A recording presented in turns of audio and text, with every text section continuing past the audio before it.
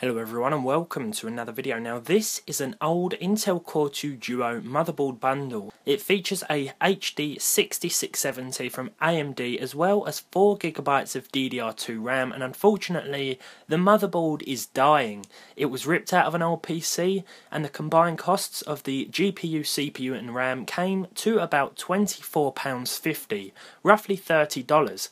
Now to give it one last send off, we're going to be checking out its gaming performance with some eSports titles, because that's really what this setup is suited for, and I'm going to continue using it until the motherboard just decides to give up on me completely, because I don't see the point in just throwing this out when there's probably a tiny bit of life left in it.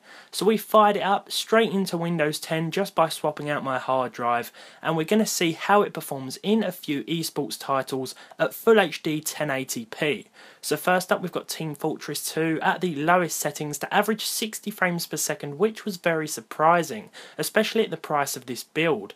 The 1% and 0.1% lows were 54 and 49 respectively, and the frame rate didn't drop much below the low 30s, which was a pretty good result and important when it comes to online play. It's good to know that there really wasn't much stutter here at all. Csgo now, and this is where things didn't fare so well. No matter what the resolution was, be it 1080p or 720p, the frame rate sort of hovered around 35, with those 1% and 0.1% lows following behind at 29 and 22. So again, not a terribly stuttery experience, but with a minimum of 18 there, you can expect a few drops from a cheap setup like this one. Next up is Dota 2, another popular eSports title, again at the lowest graphical preset to average 40 frames per second.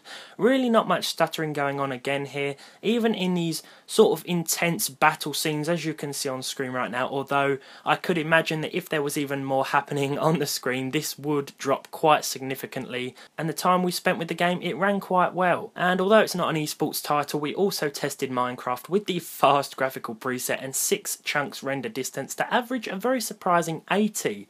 As you can see though, by those 1% and 0.1% lows, the stutter was quite significant, even dropping to the low 30s at some points, which was really quite distracting whilst trying to play this game. But again, it did a lot better than I thought.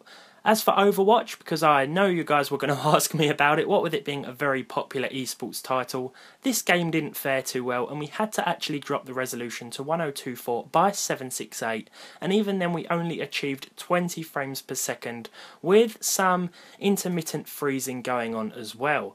Now this morning I didn't set out to build a very cheap eSports sort of combo setup using some old components, but as I looked at the motherboard I saw it had seen much better days, and I decided to give it one last little go at life, and I'm probably going to use this until it dies as a sort of secondary PC, just to give it a bit of a send off. So as always, I hope you enjoyed this video. If you did, leave a like, leave a dislike if you didn't, subscribe to the channel if you haven't done so already, and hopefully I'll see you all in the next one.